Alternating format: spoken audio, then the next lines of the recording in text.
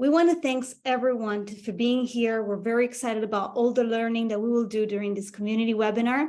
And first, we want to acknowledge that our headquarters are located on the ancestral land of the Nipmuc peoples in central Massachusetts. We are grateful for the nation's ongoing work to maintain their heritage, educate, share their sacred trust in peace and friendship, despite the historic injustices inflicted upon the Nipmuc peoples. And in terms of guidelines for today, we will keep questions to the end, but we do appreciate you being active through the chat and pose your questions throughout the sessions. We will address as many questions and reflections as possible and as time allows at the end. We like to think about these community webinars as really an occasion to get together as a community. And so we thank you in advance for being professional and kind with your comments and with your questions. We're all here to learn from one another. We will be recording the session, as I was saying, and you will receive a link to this recording and to the presentation through Eventbrite. Hopefully it will be the right link this time in just a couple of days. Photo Voice Worldwide tagline is show stories, share power, and change lives. And that is what we think Photo Voice has the power to do. And Photo Voice Worldwide provides training in Photo Voice, wants to build a peer-to-peer community of photo voice and participatory photography practitioners, also does consulting for organizations, NGOs, and universities, and builds products such as photo voice toolkits, for example. Our latest program that will be starting, we're all very excited, on June 12th is the Photo Voice Method Summer School 2023, where we will be supporting first-time facilitators, practitioners, researchers in their photo voice journey. We hope to see you there. But for today, I want to say a huge thank you to FemLens, to Yekaterina, and to Maria for being here today. It was really nice meeting them about a year ago. I think it's the first time that we met, and it is so nice that we have the chance today to be together here in community. And as I was saying, building the peer-to-peer community is an important part of Photo Voice Worldwide's mission. So we couldn't be happier to be here with an organization that we appreciate so much, FemLens. Yekaterina, who will be speaking today and sharing her knowledge, is the founder and workshop facilitator at FemLens. She holds a BA in Media and Communication and has started her professional career as a freelancer in Dublin, in Ireland. She has worked for the New York Times, AP, Reuters, you name it. And having traveled and worked in different continents, she realized the lack of diversity in voices and visions in the documentary photography field. So in 2015, Yekaterina organized the first series of FemLens workshops, where she provided photography training to women with the guidance of members of other civil organizations. And without any further ado, take the floor, Yekaterina. Thank you so much once again. Thank you very much. Hi, everyone. Welcome. I'm very glad that there's so much interest in the topic. And I hope that I will be able to provide you a lot of very practical details. This is what our work is about, and this is what the presentation will be about today. I'm going to share my screen with you. Okay. So our presentation today is focused on the image and the importance of photography skills and in Photo Voice and other participatory photography projects. A quick agenda for what will happen today. I will just do a quick introduction about FemLens, a few words. Then we're going to have a quick visual storytelling exercise. It'll take us about 5 minutes. I will explain it once we get there. I'll talk briefly about what are the benefits of strong visuals in participatory photography projects. And then I will go through a list of practical points, tips for you to perhaps use in your work. And then we will finish with another exercise from a new angle. So FemLens was founded in 2015 as a volunteer-driven nonprofit association in Estonia. We work globally, however. We work as a capacity builder, delivering free workshops to teach women and girls from economically and culturally diverse backgrounds, documentary photography techniques to tell stories visually, by using easily available tools such as mobile phones. The mobile phones are really critical to our work because almost everybody today will have a mobile phone available to them. So all of our training happens with the mobile phone. We use a variety of innovative and person-centered methodologies. Each of our workshops aims to help communities find their voice, to share lived experiences of women from different social backgrounds and walks of life. During our workshops, women and girls not only use reflective photography to create visual projects, but also work on the narrative side of each story. So we combine visuals and text, and we provide knowledge on both how to create a strong visual and a good text to accompany it. But today we'll only focus on the visuals. So this is, for me, one of the most exciting parts of today's presentation is our little visual story exercise. The request that I will make is for you to take a few photographs of a view outside of your window. And there is a QR code which you will scan, and also there will be a link within the chat in Zoom, which will lead you to a Padlet where you can then upload your photograph. When the Padlet links open, you click on this big plus and click on the image, which will then open up your gallery.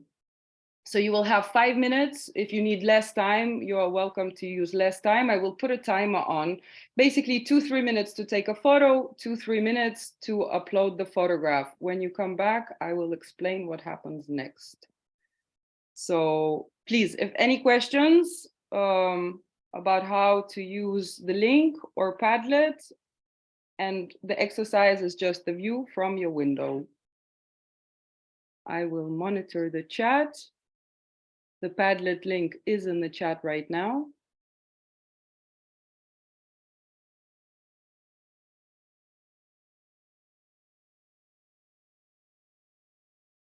I see no questions, so I think everyone.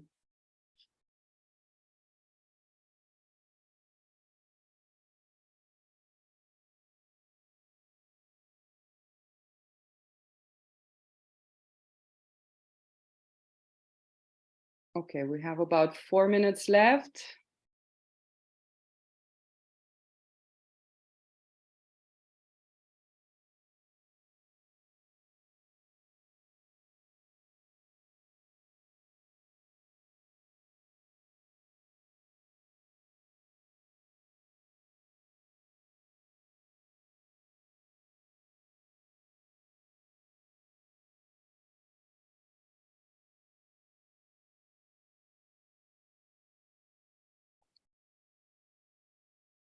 I start to see some pictures on the Padlet. It's so nice to see the different view from the windows. Very good. Great.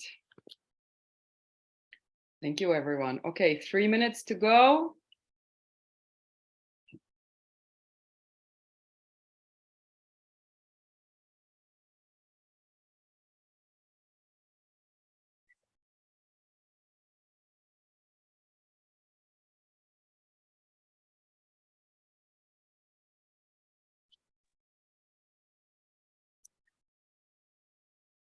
For the person who's just come in, we are doing, I think it was Deb. We are doing a little exercise. If you could take one photograph or a few photographs of the view from your window and upload it to the Padlet using this QR code or the link, which will again be posted in the chat.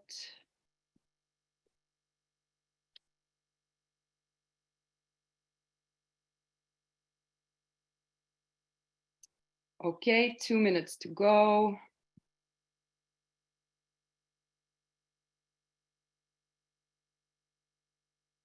Very nice. Thank you, everyone, for uploading. That looks great.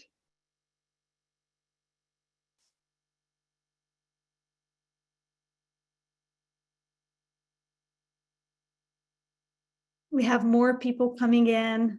Yes. Fantastic. 1.5 minutes. Excuse me, can I have a question? Yes, please.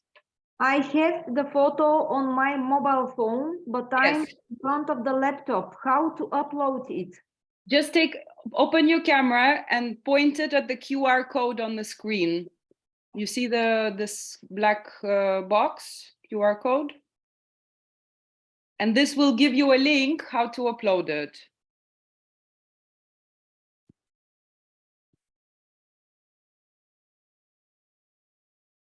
Does that work? No, no, go on, please. Don't worry, I will follow. I will just look. In the chat box, do you see the link? If you click on that link inside of the chat, are you on the laptop or the phone? I'm in front of the laptop. The photo is on my phone. Okay, so if have 30 seconds, everyone.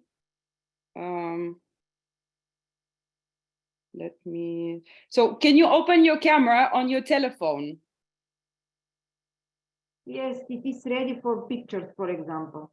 Yeah, so now just point your camera at this black box here. Can you see it? Yes. And do you see a link says open Padlet? On your screen, it should say open the link on your phone screen. No. No. I can chat with Alexander privately and support you. I'll be very happy to. Super. Okay. For everybody else, I hope that you had no problem uploading your photographs.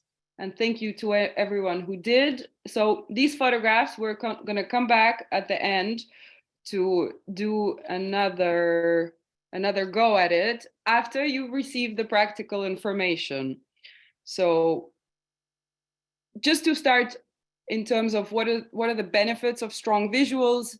In our experience, strong visuals, they have an ability to communicate complex ideas and experiences in a way that words alone cannot, especially within communities who might have other languages, who might have issues expressing themselves and so on.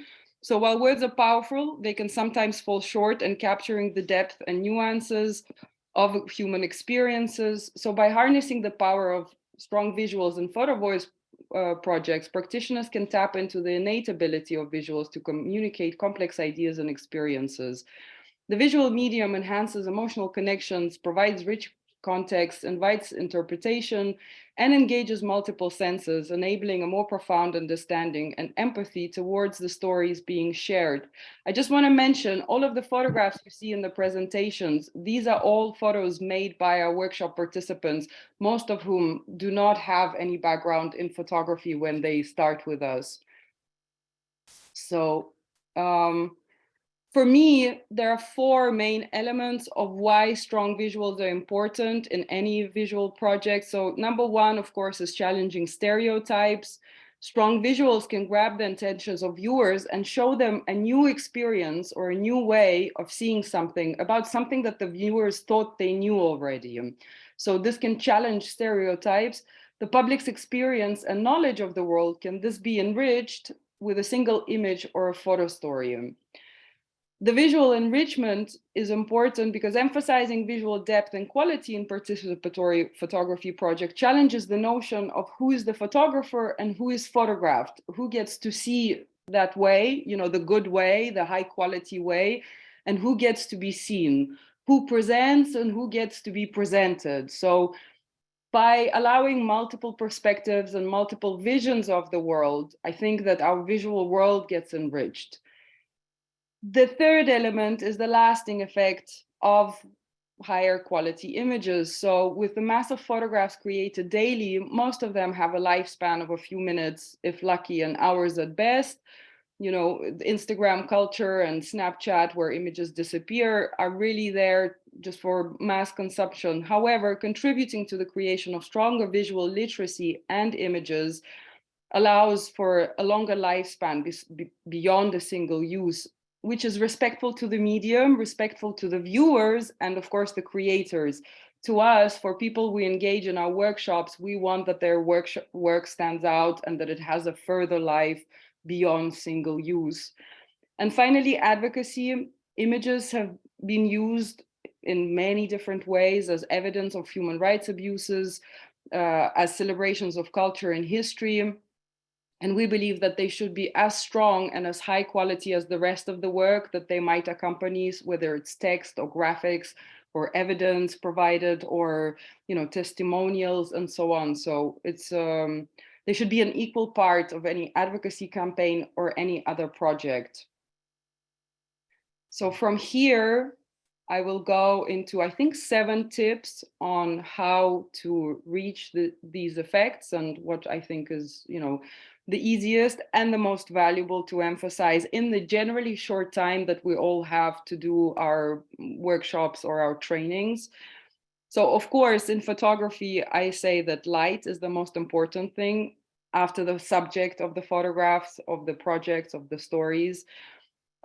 Photography, the word itself, means writing with light. So the first thing that we emphasize is covering these topics is to try to use naturally available light inside and outside as much as possible. That means if there is a light situation, we don't add another light source that is that wasn't present before we stepped into a situation. We always emphasize that the participant observes how light interacts and how it, how it lights the scene, and by having their subjects well lit. So we move around the subject and we analyze which side the light is coming from, and does it work best if we stand in front or on the side, or if we ask them to turn a little bit, and so on. So observing light and how it engages with surfaces. If doing street photography, which is a lot of the time the kind of projects that people focus on, we recommend that there are 2 best times to take photographs. That's around sunrise and around sunset, because the light is more deep and colorful and much more interesting than the noon flat light. Also, we say that the participants should try to photograph in different light situations, because that's how we experience life. In fact, we don't only live in the noon light. So the photographs should also reflect that, right? We should have sunsets, we should have lamps, we should have, street lights, we should have a variety of light sources within our photographs. We also say don't always shoot with the sunlight or the light source shining into the face of the subject. We can make photographs with the light coming behind the subject, creating silhouettes, or we can have like a semi-obstructed face or person or object to create symbolic moods and meanings. So again, to think of light beyond just that it lights the scene and that is it, that is its only purpose. We recommend using windows, sun, street lights, small lamps, side lamps, headlights of cars, and so on. Everything that produces light can be very, very nice and creative within the photograph, creating a beautiful image. Observe how light interacts with smoke, steam, fog, dust, different fabrics and materials. This creates for stunning visuals as well. And as I said, light has different colors. Sunrise is more yellow. Before sunset can be orange and pink. After sunset, it's blue. And this can give different moods and different symbolic meanings, which really makes an image very strong. So teach your participants how to control the light on the camera. On the phone, it is extremely easy to control the light. You have to click on point your finger to your screen to the subject, and a little toggle appears that you just move up and down, and the exposure will change according to where you move it. This is the first thing that people should get used to when they start taking photographs, is the light control. The second element of a photograph is, of course, focus, which is the sharpness in the picture.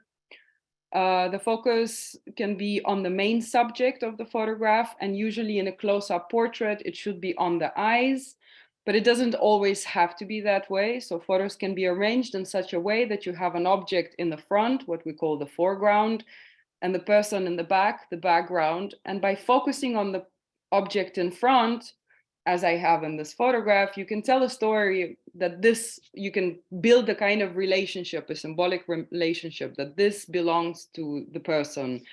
So this is a two plane photograph with the foreground and the background. And the focus could be here. Teach how to control the focus on the camera. Again, on a mobile phone, it's very easy. You just touch your finger where you want the focus to be. So if this was a frame of my phone, I would press with my finger on the little bags and the focus would be set there. On the camera, it's much easier because it's just on the trigger, on the shutter release, and then you can lock it and then recompose your photograph. This is a really interesting way to, again, make the photos more creative and interesting. Then the next element, that as we build our knowledge of how to take photos, is point of view. Point of view has two interpretations. The number one point of view is who is the photographer, who is looking, right? Point of view. What is the background? Who's the gender, the culture, the religion, and so on. This will affect how they see a subject. So I always have this example. For example, a religious person may photograph young people partying in a more judgmental way, while a young person may photograph the same people as friends and just having fun, and their perspective on the situation will be different. So I think that probably this is the reason why we use photo voice, because the perspective of specific groups of people interests us. So that makes sense. The other point of view means the angle of where we're looking at the scene from. So there are many angles in photography, points of views, but the four main ones are bird's eye view, which is high above like a bird. I generally recommend during our workshops to try to take photos from high up on a building, from some stairs, from a rooftop, from, I don't know, even climbing up on a bench or a stool might give you a nicer angle to photograph the scene. Then there is another point of view, which is becoming the subject, as an example of what that means. As if you were a chef and cooking a meal, how would you see the process? Like with your eyes down, you're standing there chopping. So the photographer would come next to the person and put their camera looking down at the same thing that the subject is seeing, so becoming the subject. Then we have eye level, that is normal face-to-face perspective, generally used for portraits or general scenes. But we have to remember that for different people, eye level is different. So for a child, the eye level is much lower. It is recommended to go down, to crouch, to go on your knees, to sit down, so that you have an eye level of the child. That way, the child is not distorted and no additional meaning is added. Because if we photograph a child looking up down, then the child looks smaller, contributes to a sense of that they are small, insignificant, weak, and so on. All of these things, they matter. And the same, if we look from worm's eye level, as if you were something very small looking at the world up and the world is very big, this can be a really good, again, symbolical layer. You could photograph somebody from a little bit below looking up at them, and they will be much bigger in your frame, much bigger in your photograph, looking very important and significant. So all of these points of views and angles, they break the monotony of this kind of eye level point of view, and they add significance to how the subject is perceived. And then we get to composition. So we have these first things to consider. They are the building blocks of a photograph, and then finally composition is the kind of the main thing. And it is the arrangement of the different elements inside the rectangle of your photo or inside the frame of your camera. These elements are lines, they are shapes, whether human shapes or building shapes or furniture or whatever. They are colors, they are values, textures, forms, space, and so on. So this is how we build the actual photograph inside the frame. At first, we should really think about it. We should make an effort to remember it. But as time passes, as we use these techniques, it becomes really natural. You don't think about it anymore. Things just compile, and you always find the right angle and the right light situation to get the best composition. So some basics are balance. Balance is everything is in the right place. The eye moves comfortably through the photograph. Unity, everything in the picture belongs here or there within the frame. And this one is really important.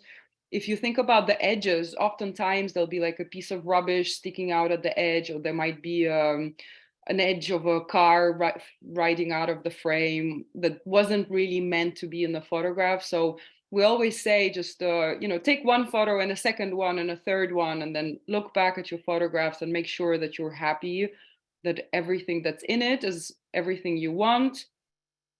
I don't know, street lights growing out of people's heads, wires cutting through the body, and so on. Contrast adds to a good composition. So this can be light or color or texture. So I think here, for example, we have the contrast between the furry little face and then the contrast of the human face. Patterns, repetition of something. This can be, whether leaves or cars or buildings, they make for a really nice composition. Space can be, is it a wide angle photograph and there's a lot of space and there's only a single subject in the middle? Or does it fill the frame like this photograph? You see this fills the frame and there is no external space, there is no external elements.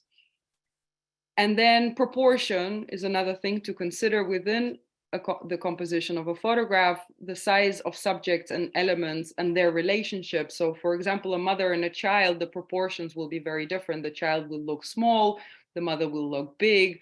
This gives also symbolic meanings. I recommend, I don't want to go into it, but looking into the main rule for beginners that I recommend is the rule of thirds. The rule of thirds, many of you might have in your phone cameras, this grid that crosses your screen with 2 lines horizontally and 2 lines vertically. And at the crossing points where these lines cross each other, we generally recommend composing within these cross points. But again, it's a very simple theory. You can read about it online and look into it. And I recommend spending a little bit of time on this. This is for beginners, probably the most important elements of a good composition of a photo. Then framing. So the frame is the rectangle of the picture within which you put elements. That is, the frame of the rectangle of your photograph.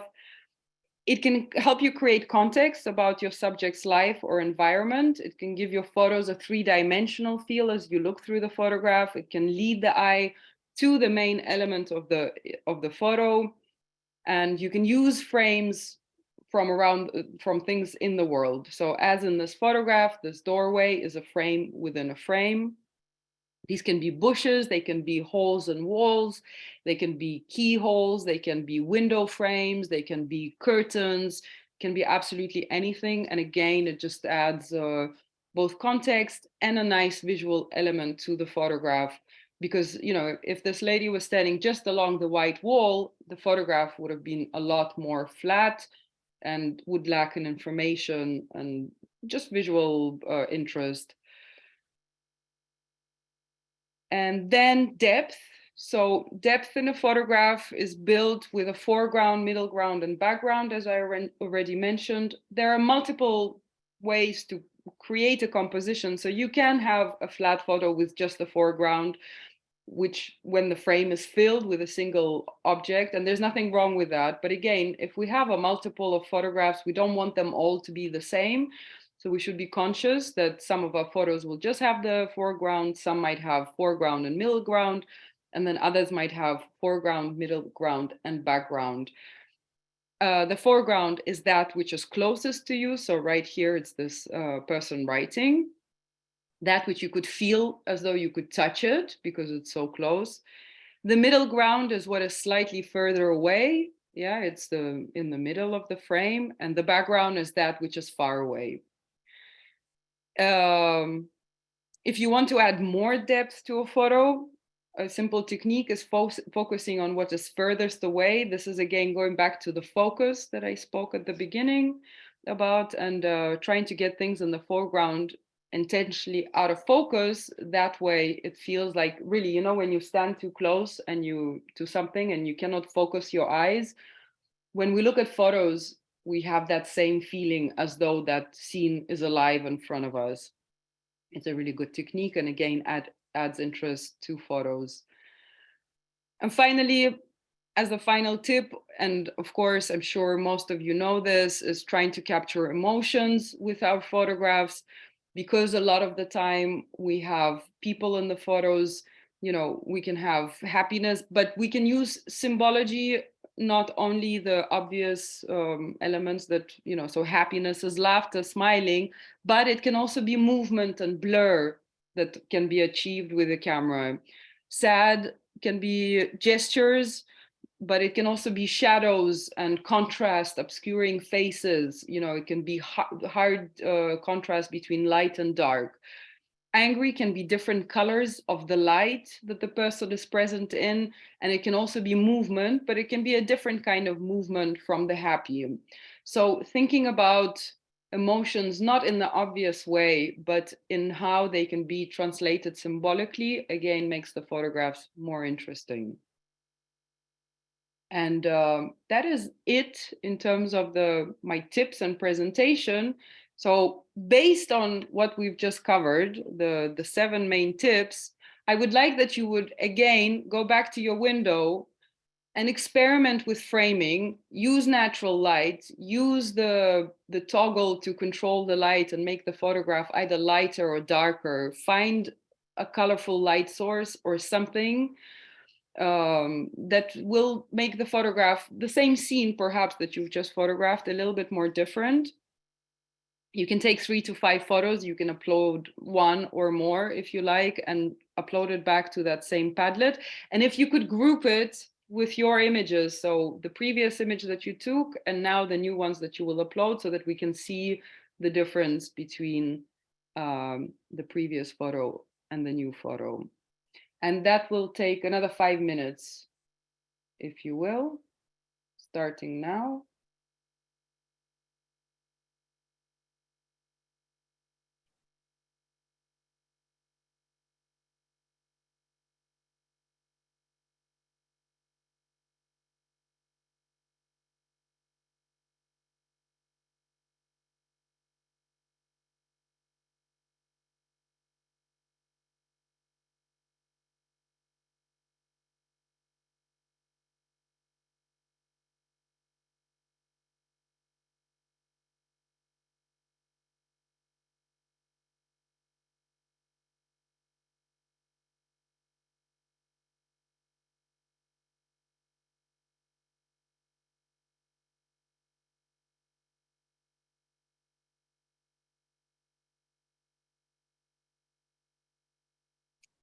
Here's the QR code.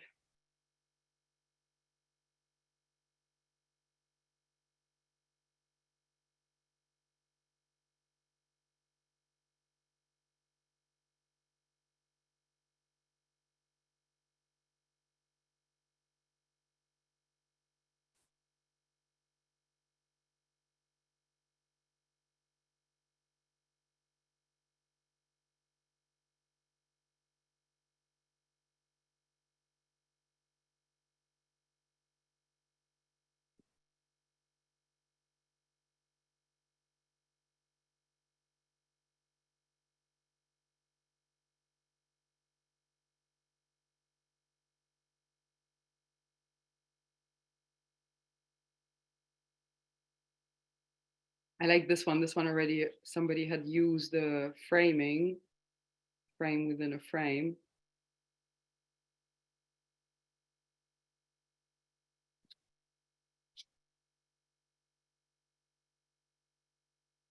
Okay, we have 3 more minutes.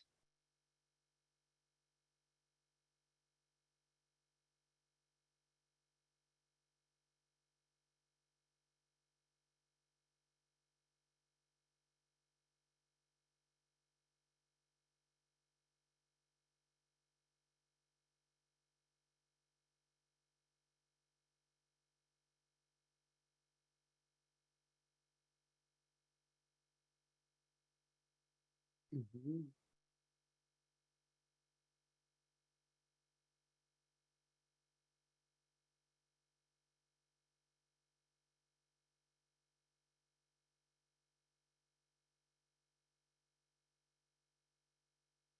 Isn't it interesting to see where people are joining us from? Yes. It's one thing to read it in the chat, is completely another to just be looking outside their window. We've never done this during a community webinar, and I have to say, it's just a very interesting experience, and I'm loving it. Thank you.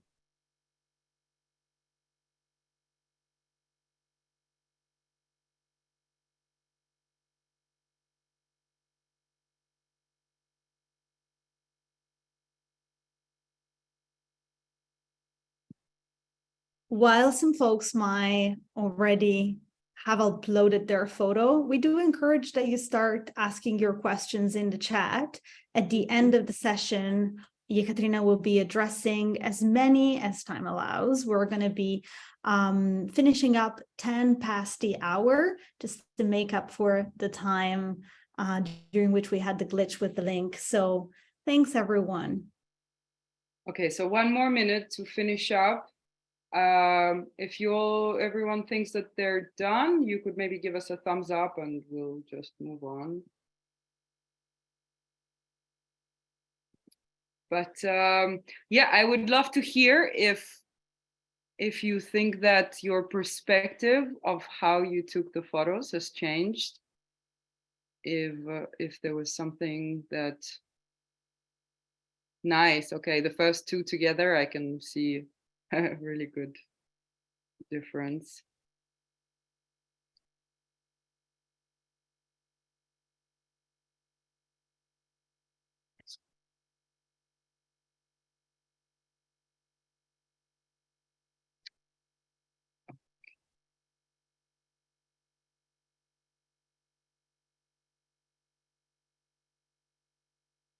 This is great with the curtains. It's like a secret, someone spying through the window. Okay, 5 minutes. So thank you everyone for participating in this experiment. I hope we will keep this board open. You know, if you wanted to come back and put some comments down of, you know, did your perspective change? I think that we can already see, although I cannot link all of the photos together, but for example, this one is very clear to me, the difference. This here as well is quite interesting. You know, this was an obvious, okay, here's the view from my window. And then we have the context of what the window is. Here we have looking down on somebody. So we know that the person taking the photograph is at least on the second floor. Again, I like this one, a little spying happening here. What else? I like this. This has gone creative and artistic with the reflections. I didn't mention reflections, but that's for sure one of this kind of way of thinking about photographs. So I think that what this illustrates is that when we tell somebody, please go and take some photos, they think, oh, they just want me to point and shoot. Whereas adding these little creative ways of how to think about photography will then trigger the creativity within the person taking the photographs and will make the work much more interesting, which can then be used within the reports, within exhibitions, within publications. Our work that is produced by our participants is generally has multiple uses. We use them in campaigns across social media. We publish them in a magazine. We organize photo exhibitions. So, you know, the work has a long life and isn't just there for a single use. Thank you all very, very much. I encourage you to keep that link and then just have a look through all the different things that have happened. And yeah, I think we'll just go back to the presentation here. These are our contacts. If anyone wants to follow us, our email is info@femlands.com.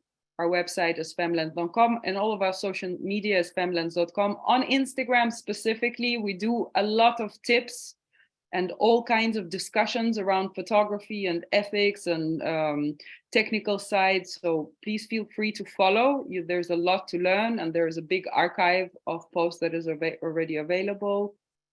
And I will stop it here. This is the Photo Voice contacts, and I'm open to questions. And if anybody wants to comment on the little exercise as well.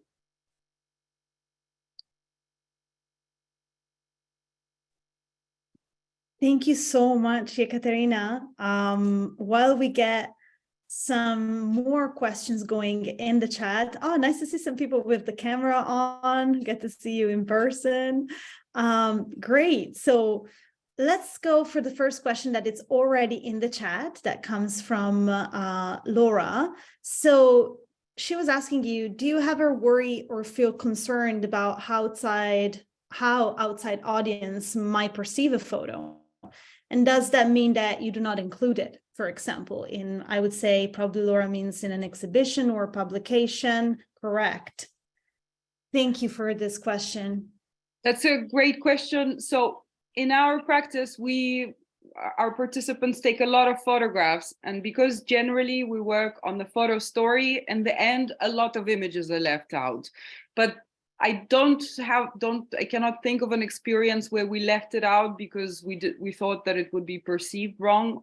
This has not happened, and over 120 women we have trained. Rather, we always evaluate in terms of, is the photograph strong and good? Does it, convey the message that the photographer was trying to talk about? So no, I would say, I don't think so. And generally, we don't interfere with what people want to say. It wouldn't be like if the photographer decides to share the image with us because they send it to us by email or we transfer, so they have made it available. It is not our place then to censor it because we think it's wrong. But as I said, not all images get viewed because not all of them will be as strong and relevant to the story that they are working on.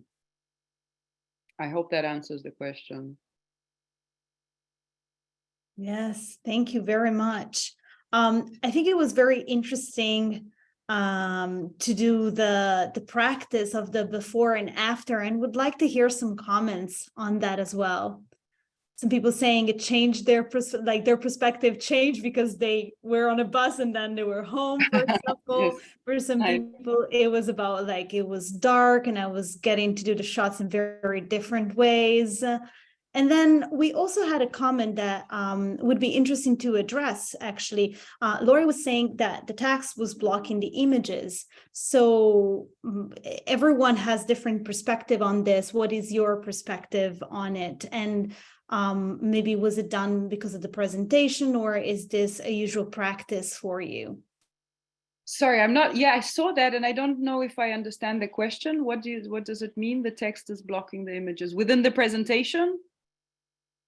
I think that's what she meant, but Lori, you feel free to chime in and let us know. Okay, I mean the blocks, yeah, that was just a design element. I mean, these photos are all available on our websites, on social media. This was just part of the design. I wasn't really planning to illustrate what I was saying. However, there were some photographs and parts of it was, I used them for illustration, but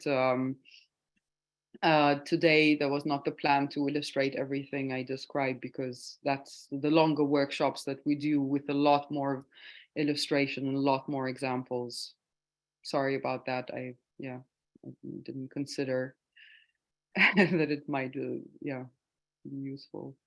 This is why we have community opportunities. We're all here to learn from one another. We're all here to hear different perspectives. And I think it's just very enriching to be able to think about things from a different perspective. So thank you. Megan was mentioning that she always gets frustrated when she feels like she can't capture the entire image she wants to capture into the frame. until she remembered that there is panorama, a feature on the phone camera. Do you have any other, I guess, suggestion on how to capture the image when you have maybe like a very broad view? Mm-hmm. Yeah, so I mean, I am being a photographer and a photo editor. I'm a photography Puritan. I prefer the traditional 35 millimeter, which is like 3x2 frame or 4x3 frame, the standard shape, because it fits better on a screen. It fits better into design. It fits better when you're printing and exhibiting in spaces. So I'm not a fan of panorama. I'm not a fan of this kind, because it's also not, if it was a film or a digital camera that does panoramic shots, maybe.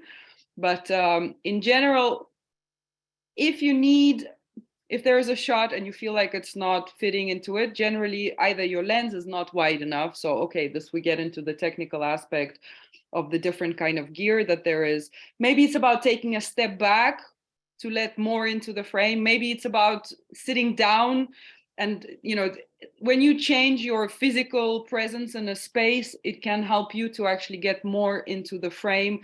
But if it's not happening, it's not the end of the world. In my opinion, first we have the photo story because it allows you to have multiple photos to say what you need.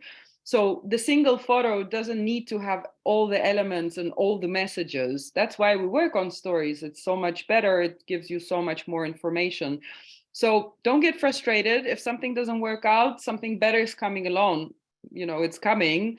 Just stay focused and look for what you want to talk about, and it'll come. But when I was starting many years ago, I would if I'd find a subject, I would take 50, 60 photos. And then in the end, it was never what you were looking for. So I feel like that's just a practice for us to let go. If it didn't fit in, that's okay. Remember it and move on.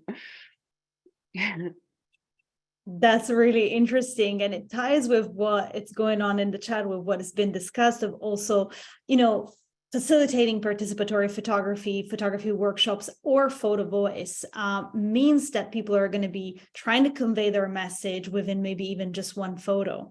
And that can be challenging. Or I see some people, for example, suggesting a triptych or 3 photos side by side, right? Exactly. Yeah. And a new question is, where would you suggest learning more about therapeutic photography for a beginner? I think this would be maybe a little other conversation that she wants to share and talk with others about the power of photos, want to be able to speak about it more intelligently. And then thank you for the compliments, amazing perspectives. Thank you.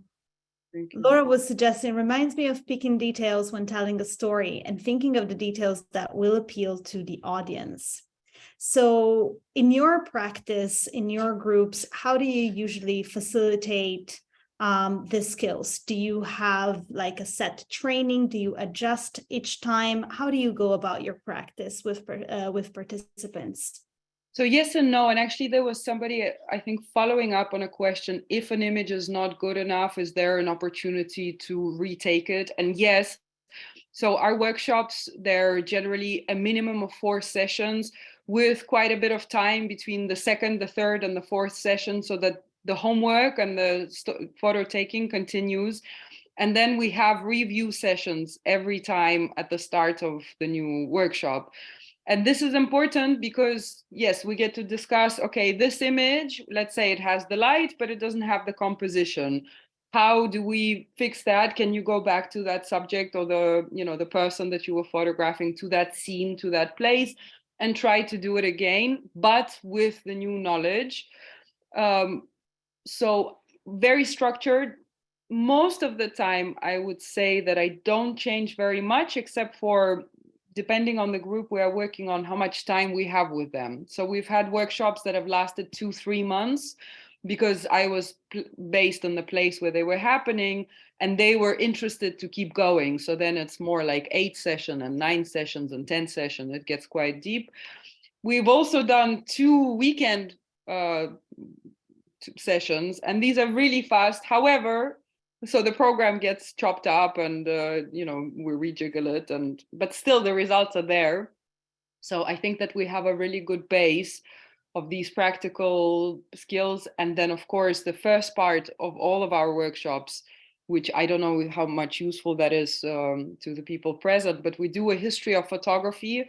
And the first 4 hours of all of our trainings is we look at a lot of images, a lot of photos throughout the history of photography, so about 130 years, to try to train the eye. And a lot of the time after the first session, the people leave and they say, Kate, it's like I've seen the world with new eyes and I've never seen it that way before. So I try to saturate the eyes to see the light, the shapes, the forms, and so on. And then after that, there's space to go and create that. If that answers your question. Thank you. Yes, it does. Thank you. And there's one more question from Cecile. She was asking, sorry, got it right back here. She was asking if you can tell us a little bit more about the workshops you organize with the communities, their format, as you were saying now, maybe, and which type of communities do you work with? Like, do you work in other countries? She's mentioning Southern countries. And is there a follow-up of these workshops with the trained communities? Thank you for the great question, Cecile. Yeah, thank you. Yes, as I mentioned, so in terms of format, it's very adjustable to depending on how much time and funding and the kind of, the space and so on. Most of our projects have happened in Europe, a couple in the Middle East, and during the pandemic, we did one workshop with women working in the media in the Cameroon. That was over Zoom.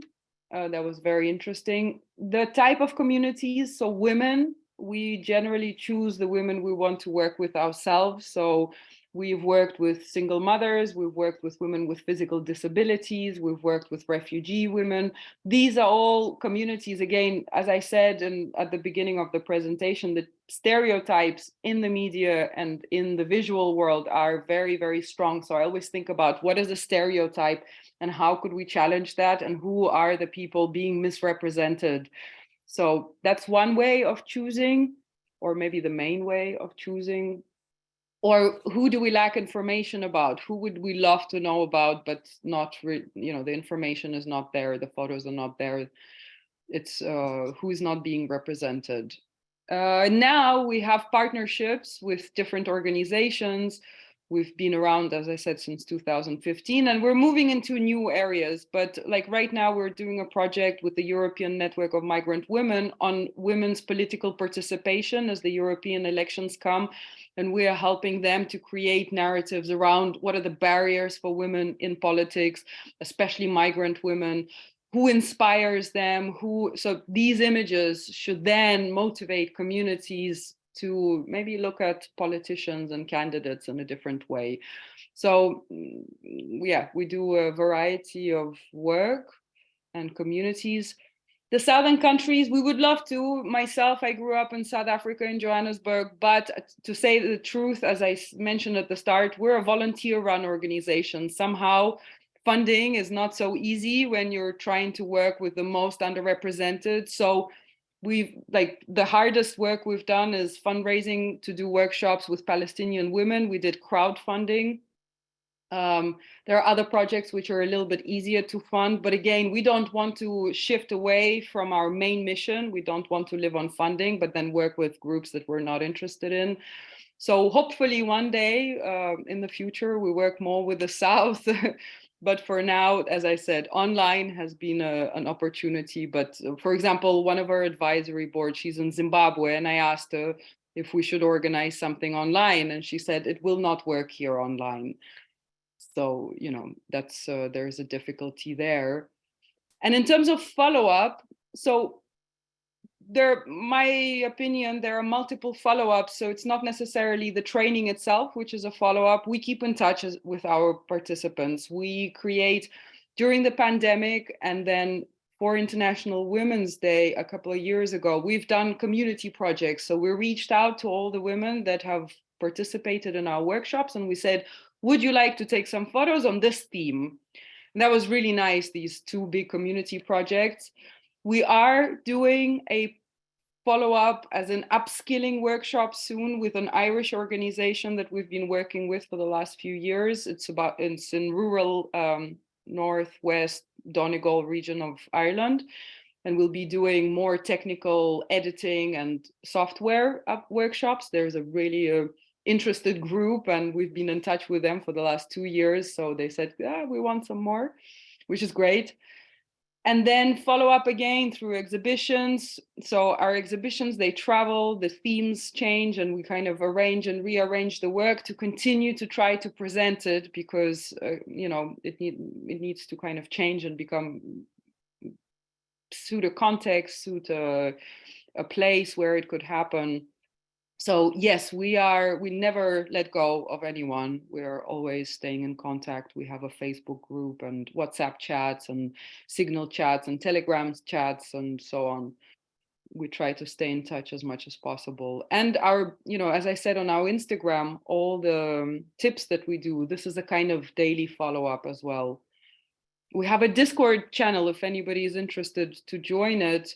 I think there's a link in the Instagram link tree that is a bigger community of women photographers around the world. And there are different channels on opportunities, requests on feedback, just general chats and projects that we do together and so on. Lots and lots of things happening. So yes, I think there is a lot of follow-up. That was really impressive. Thank you so much to everyone that joined us. And we're about to get to the end. If there's any last question for Yekaterina, and then meanwhile, let me just finish up presenting once again to thank FemLens. And these are our contacts and their contacts as well, as Yekaterina has shared. We also are in all the different socials. So why don't you join us there? We actually have run campaigns with FemLens, and we hope to do so in the future. Some of the campaigns entitled Sharing Pictures. I know that FemLens, for example, has done beautiful publications. One that I really love is called Women at Work. So I invite you to check out the publication and invite you to check out our channels as well. Thank you very much to everyone. We will be sending through Eventbrite, hopefully this time it'll work.